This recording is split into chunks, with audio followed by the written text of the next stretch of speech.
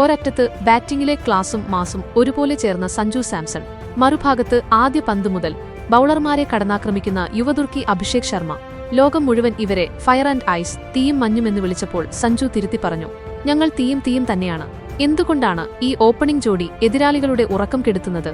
Selection കമ്മിറ്റിക്ക് പറ്റിയ ആ വലിയ അബദ്ധം എങ്ങനെയാണ് ഇന്ത്യക്ക് ഗുണകരമായത്? ഗില്ലിനെയും ജയ്സ്വാളിനെയും മറികടന്ന് ഇവർ എങ്ങനെ ലോകകപ്പിൽ ഇന്ത്യയുടെ കരുത്തായി? സഞ്ജു തന്നെ തുറന്നു പറയുന്ന ആ രഹസ്യങ്ങൾ. നമസ്കാരം, ഫാസ്റ്റ് ക്രിക്കറ്റ് വാർത്തയുടെ പുതിയ വീഡിയോയിലേക്ക് എല്ലാവർക്കും സ്വാഗതം. ക്രിക്കറ്റ് ലോകത്തെ ഏറ്റവും പുതിയ വാർത്തകൾ അറിയാൻ ഈ ചാനൽ സബ്സ്ക്രൈബ് ചെയ്യാൻ മറക്കരുത്. അന്താരാഷ്ട്ര T20-യിൽ എതിരാളികളുടെ പേടി സ്വപ്നമായി മാറിയിരിക്കുകയാണ് ഇന്ത്യയുടെ സഞ്ജു സാംസൺ അഭിഷേക് ശർമ്മ സഖ്യം. ഇരുവരും മികച്ചൊരു തുടക്കം നൽകിയാൽ ടീം ടോട്ടൽ 200+ കടക്കുമെന്നതും ഉറപ്പാണെന്ന് ഇതുവരെയുള്ള കണക്കുകളും ശരിവെക്കുന്നു. ക്രീസിലെത്തിയാൽ ആദ്യ പന്ത് മുതൽ ബൗണ്ടറികൾ ലക്ഷ്യമിട്ട് ബാറ്റ് വീശുന്ന ശൈലിയാണ് അഭിഷേക് ശർമ്മയുടേത്. ബൌളർക്ക് ഒരവസരം പോലും നൽകാതെ തുടക്കം മുതലേ സമ്മർദ്ദത്തിലാക്കുന്ന അക്രമാസക്തമായ ബാറ്റിംഗ് രീതിയാണ് അദ്ദേഹം പിന്തുടരുന്നത്. അതേസമയം സഞ്ജു സാംസൺ തുടക്കത്തിൽ പിച്ചും ബൌളറുടെ ലൈനും ഒന്ന് മനസ്സിലാക്കി ശ്രദ്ധയോടെ നിലയുറപ്പിച്ച ശേഷമാണ് തന്റെ വിശ്വരൂപം പുറത്തെടുക്കുന്നത്. ഒരിക്കൽ ടൈമിംഗ് കിട്ടിക്കഴിഞ്ഞാൽ പിന്നെ മൈതാനത്തിന്റെ ഏതു കോണിലേക്കും പന്ത് പായിക്കാനുള്ള സഞ്ജുവിന്റെ കഴിവ് എതിരാളികളെ അമ്പരപ്പിക്കുന്നു. ഈ കാരണത്താൽ ഫയർ ആൻഡ് ഐസ് എന്നും ഈ ഓപ്പണിംഗ് ജോഡി വിശേഷിപ്പിക്കപ്പെടാറുമുണ്ട്. എന്നാൽ തങ്ങൾ തീയും ഐസുമല്ലെന്നും തീയും തന്നെയാണെന്നും തുറന്നു പറഞ്ഞിരിക്കുകയാണ് സഞ്ജു.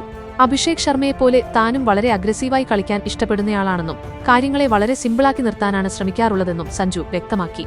ഞങ്ങൾ ഐസും ഫയറുമല്ല, ഫയറും തന്നെയാണ്. ചില സമയങ്ങളിൽ അവൻ തീയായി മാറും, ചിലപ്പോൾ ഞാനായിരിക്കും അത് ചെയ്യുക.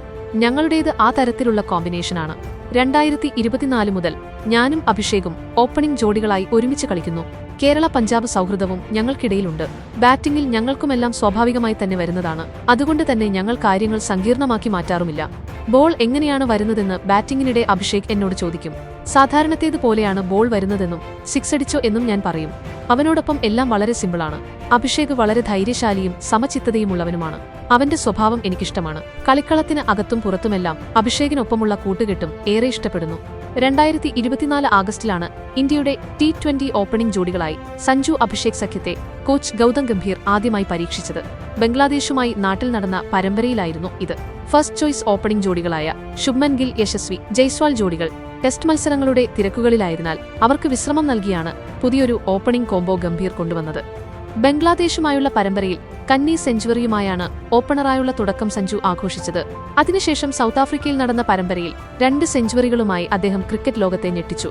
ഈ ജോഡി വളരെ നന്നായി മുന്നോട്ടു പോകവെയാണ് കഴിഞ്ഞ ഏഷ്യാകപ്പിന് തൊട്ടുമുമ്പ് സെലക്ഷൻ കമ്മിറ്റി വലിയൊരു മണ്ടത്തരം കാണിച്ചത്. ഗില്ലിനെ ടീമിലേക്ക് തിരികെ വിളിച്ച അവർ അദ്ദേഹത്തിന് വൈസ് ക്യാപ്റ്റൻസിയും നൽകി. ഇതോടെ 3 മുതൽ 6 വരെയുള്ള സ്ഥാനങ്ങളിൽ സഞ്ജുവിന് മാറി കളിക്കേണ്ടിയും വന്നു. ഇതു അദ്ദേഹത്തിന്റെ പ്രകടനത്തെയും ബാധിച്ചു. ഗില്ലാവട്ടെ ഓപ്പണിംഗിൽ ഒരു 50 പോലുമില്ലാതെ വലയുകയും ചെയ്തു. ഇതോടെയാണ് T20 ലോകകപ്പിന് മുമ്പ് സെലക്ഷൻ കമ്മിറ്റി നേരത്തെ സംഭവിച്ച തെറ്റ് തിരുത്തിയത്. ഗില്ലിനെ ടീമിൽ നിന്ന് പോലും പുറത്താക്കിയ അവർ സഞ്ജുവിനെ ഓപ്പണിംഗ് റോളിലേക്കും തിരികെ കൊണ്ടുവരികയായിരുന്നു. ഇതാണ് ഇപ്പോൾ ടീമിന് ലോകകപ്പും നേടിത്തന്നിരിക്കുന്നത്. അഭിഷേക് ശർമ്മയ്ക്ക് ലഭിച്ചിരുന്ന വലിയ ആരാധക പിന്തുണ കാണുമ്പോൾ നേരത്തെ ഇന്ത്യൻ ടീമിലുണ്ടായിരുന്നവർക്ക് അസൂയ തോന്നിയിരുന്നതായി സഞ്ജു തമാശ രൂപേണ പറഞ്ഞു.